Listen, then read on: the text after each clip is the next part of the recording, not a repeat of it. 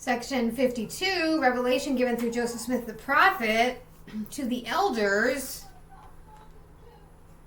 of the church at Kirtland, Ohio, June 7th, 1831. A conference had been held at Kirtland, beginning on the 3rd and closing on the 6th of June. At this conference, the first distinctive ordinations to the office of high priest were made, and certain manifestations of false and deceiving spirits were discerned and rebuked. The next conference is designated to be held in Missouri. Appointment of certain elders to travel together are made. The elders are to teach what the apostles and prophets have written. Those enlightened by the Spirit bring forth fruits of praise and wisdom. Various elders are appointed to go forth preaching the gospel while traveling to Missouri for the conference. Behold, thus saith the Lord unto the elders, whom he hath called and chosen in these last days by the voice of his Spirit, saying, I, the Lord, will make known unto you what I will that ye shall do from this time until the next conference, which shall be held in Missouri, upon the land which I will consecrate unto my people, which are a remnant of Jacob, and those who are heirs, according to the covenant. Wherefore, verily I say unto you, let my servants Joseph Smith Jr. and Sidney Rigdon take their journey as soon as preparations can be made to leave their homes and journey to the land of Missouri. And inasmuch as they are faithful unto me, it shall be made known unto them what they shall do. And it shall also, inasmuch as they are faithful, be known unto them the land of your inheritance. And inasmuch as they are not faithful, they shall be cut off, even as I will, as seemeth good to me. And again, verily I say unto you, let my servant Lyman Wright and my servant John Quarrel take their journey speedily, and also my servant John Murdoch and my servant Hiram Smith take their journey into the same place by the way of Detroit.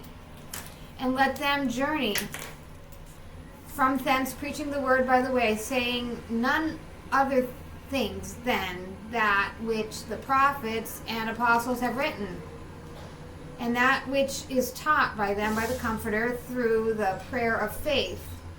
Let them go 2 by 2, and thus let them preach by the way in every congregation, baptizing by water and laying on of hands by the water's side.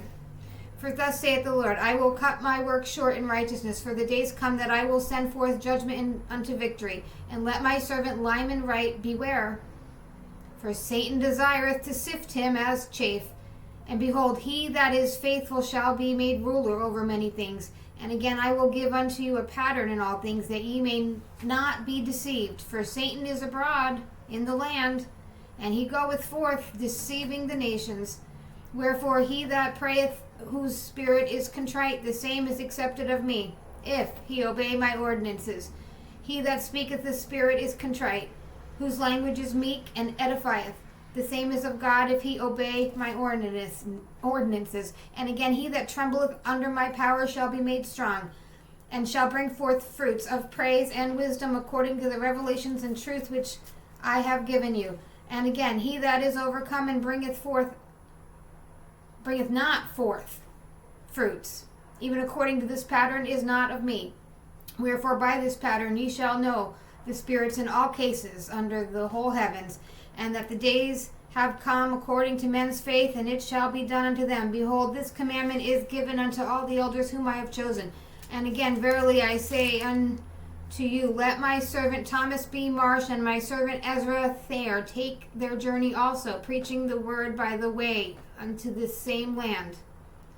And again, let my servant Isaac Morley and my servant Ezra Booth take their journey, also preaching the word by the way unto the same land. And again, let my servants Edward Partridge and Martin Harris take their journey with my servant Sidney Rigdon and Joseph Smith Jr. Let my servants David Whitmer and Harvey Whitlock also take their journey and preach by the way into the same land. Let my servants Parley P. Pratt and Orson Pratt take their journey and preach by the way even unto the same land. And let my servants Solomon Hancock and Simeon Carter also take their journey into the same land and preach by the way. By the way, Let my servant Edson Fuller and Jacob Scott also take their journey. Let my servants Levi W. Hancock and Zebedee Coltrane take their journey. Let my servants Reynold Cahoon and Samuel H. Smith also take their journey. Let my servants Wheeler Baldwin and William Carter also take their journey. And let my servants Newell Knight and Selah J. Griffin both be ordained and also take their journey. Yea, verily I say, let all these take their journey into one place in their several courses, and one man shall not build upon another's foundation, neither journey in another's track. Stay in your lane. He that is faithful, the same shall be kept and blessed with much fruit. And again I say unto you, let my servants Solomon Wakefield and Solomon Humphrey take their journey into the eastern lands. Let them labor with their families, declaring none other things than that the prophets and apostles which they have seen and heard most assuredly believe, that the prophecies may be fulfilled. In consequence of transgression, let that which was bestowed upon Herman Bassett be taken from him and placed on the head of Simon Ryder. And again, verily I say unto you, let Jared Carter be ordained as a priest, and also George James be ordained as a priest. Let the residue of the elders watch over the churches and declare the word in the regions round about them. Let them labor with their own hands, that there be no idolatry nor wickedness practiced. And remember in all things the poor and the needy, the sick, the afflicted. For he that doeth not these things, the same is not my disciple. And again, let my servants Joseph Smith Jr. and Sidney Rigdon and Edward Partridge take with them a recommend from the church. And let there be one obtained for my servant Oliver Cowdery. And thus, even as I have said, if ye are faithful, ye shall assemble yourselves together to rejoice upon the land of Missouri, which is the land of your inheritance, which is now the land of your enemies.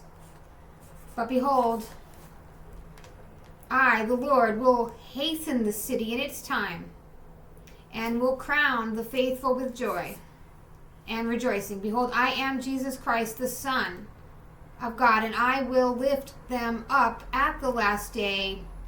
Even so, amen.